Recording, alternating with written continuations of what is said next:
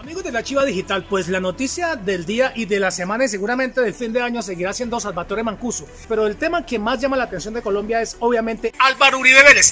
¿Qué fue lo que dijo Salvatore Mancuso sobre Uribe Vélez? Habló en concreto ante la justicia transicional que se llamaba Justicia y Paz de la época. Les mencionó a Pedro Juan Moreno, el hombre que era su mano derecha, el hombre fuerte del uribismo en ese momento en la gobernación de Antioquia.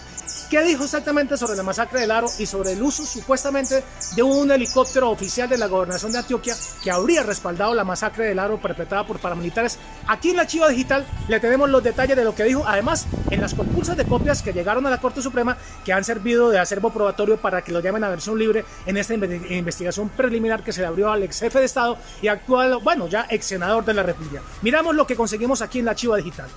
Mancuso Gómez se refirió a la incursión que se hizo en el corregimiento de La Granja y posteriormente en todo el territorio del municipio de Ituango, Antioquia, indicando que la decisión de enviar grupos paramilitares a esa zona fue de los comandantes paramilitares Vicente y Carlos Castaño. Ello en razón a la ubicación estratégica de la misma y el control que de la zona tenían para la época la guerrilla. Indica que para poder realizar la incursión a dichos lugares se contó con la colaboración de varias instituciones.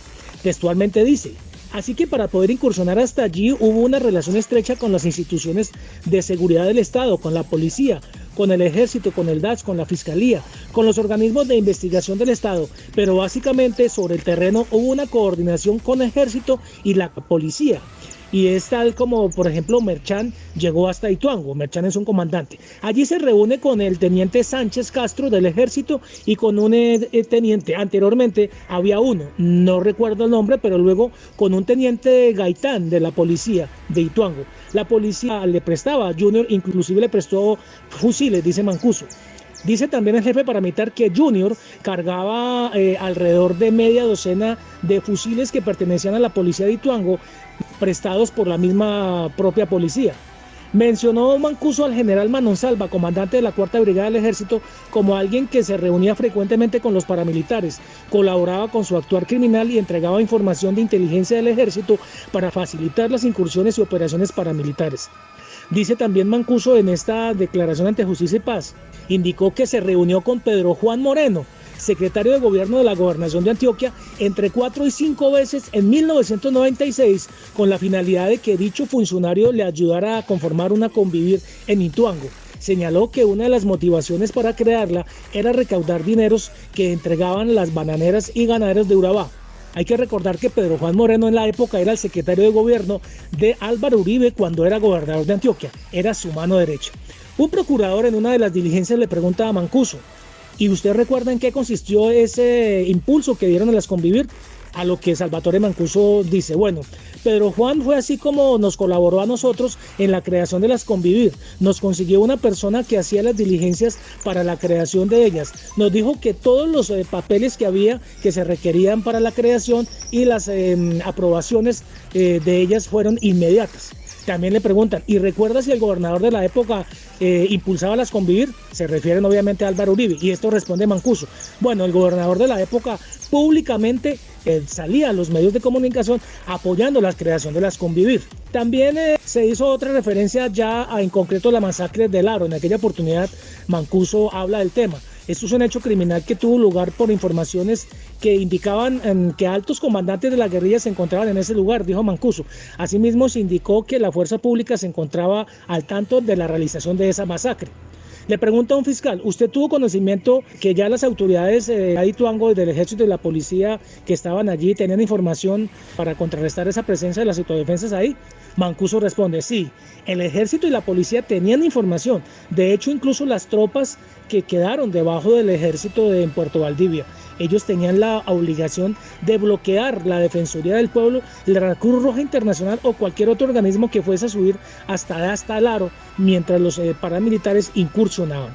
Estas son las primeras declaraciones que entregó Salvatore Mancuso sobre las masacres que ocurrieron en ese sector de Antioquia, concretamente del Aro. Repetimos, menciona a Álvaro Uribe como la persona que públicamente salió a apoyarlas convivir y menciona a Pedro Juan Moreno como la persona que les colaboró en la conformación económicamente y en cuestión de papeles y documentos que tenían que tramitarse para la creación de las Convive.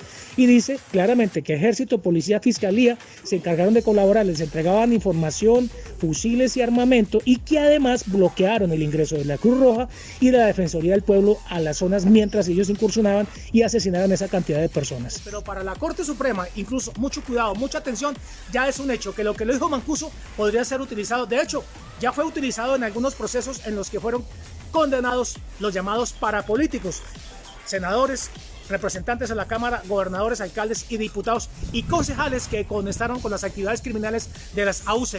Lo que Salvatore Mancuso lo dijo y está por escrito ya, incluso están grabaciones de audio y de video. Entonces la Corte podría decir que van a ser utilizadas incluso si Mancuso no habla. Lo prometido es deuda. Tenemos la segunda parte de las denuncias elevadas ante el Ministerio de Defensa y los organismos de investigación y control por supuesta corrupción en contratos para el mantenimiento de helicópteros que salpicaría al otrora todopoderoso empresario Germán Efromovich, detenido y encartado por la justicia del Brasil por corrupción. Según conoció la Chiva Digital, las mismas advierten que durante 2015 la Armada Nacional licitó y contrató el mantenimiento general de 3 helicópteros, uno Bell 212 y 2 aparatos Bell 412 de la aviación naval.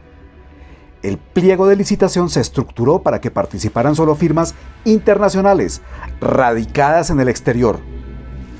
Concursaron 2 empresas, una domiciliada en Estados Unidos y otra en Perú. Esta última ganó, según los denunciantes, sin que, al parecer, tuviera un hangar propio y las capacidades técnicas para hacer la reparación en Lima. Y aquí viene otra sorpresa. Inicialmente los helicópteros no fueron llevados al Perú.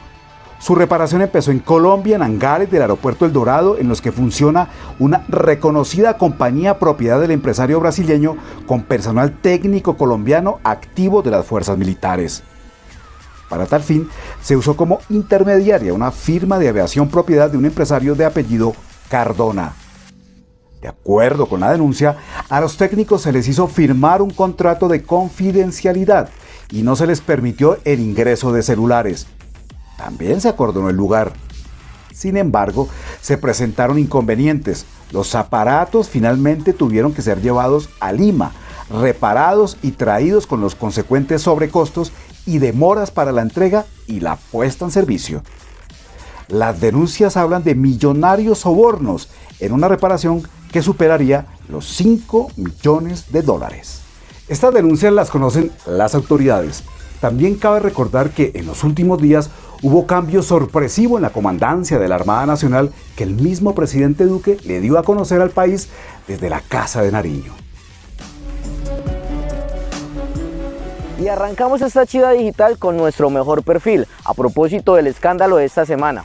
Los perfilamientos volvieron a ser el tema del día, todo por cuenta de la lista que se filtró en los últimos días y que fue elaborada en Palacio de Nariño por la firma Dubrans para catalogar casi a 500 periodistas e influenciadores de opinión.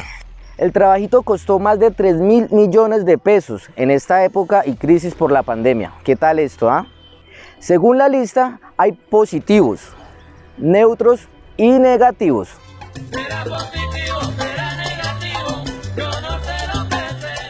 Basta con darle una mirada a esas cuentas de Twitter y saber qué es lo que opinan sus dueños. Pero para muchos de los incluidos en ella, el asunto no se debe analizar en un país polarizado y violento. Pues la Chiva Digital tiene primicia sobre el asunto. Hace unos días, un internauta reveló que inteligencia de la policía licita para comprar una moderna plataforma para rastrear lo que sucede en redes. Y mucha atención, no es una ni dos, son 3 plataformas las que están en camino para el rastreo de los contenidos en redes sociales. Fuentes de la Chiva Digital sostienen que engrosarán las filas del CAI virtual que la misma policía activó para el rastreo de los ciberdelincuentes. Así las cosas, cuiden sus comunicaciones. Nos vemos la otra semana con más contenido aquí en la Chiva Digital y por supuesto no olviden seguirnos en Noticias Sin Control, TV Centro y Oasis Magazine.